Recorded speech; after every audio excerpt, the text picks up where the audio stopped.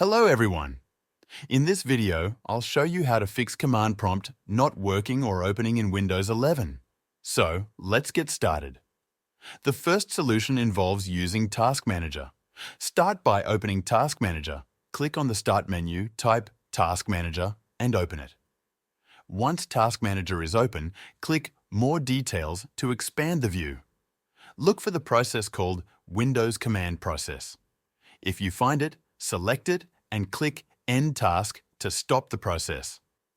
After closing Task Manager, go to the Start menu, type CMD and click on Command Prompt to open it. If this does not resolve the issue, proceed to the next solution. The second solution involves creating a shortcut for CMD. Right-click on the desktop, select New and then Shortcut. In the Location field, type CMD and click Next. Assign a name to the shortcut, such as CMD, and click Finish.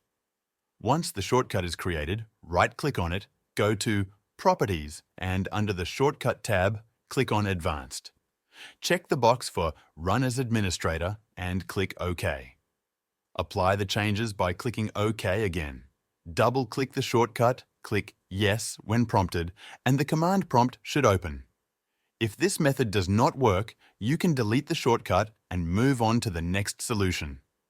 The third solution involves editing the system environment variables. Open this PC and navigate to the C drive.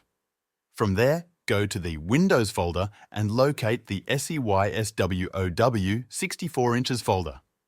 Open the folder, click on the address bar at the top and copy the path. Next, open the Start menu. Type Edit the System Environment Variables and click on the option that appears. In the System Properties window, click Environment Variables. Locate the path variable under either User Variables for your account or System Variables for all users. Select the path variable and click Edit. Click on New, paste the copied folder path and save the changes by clicking OK in all windows. Restart your computer to apply the changes. After restarting your machine, the command prompt issue should be resolved. That's it for this video.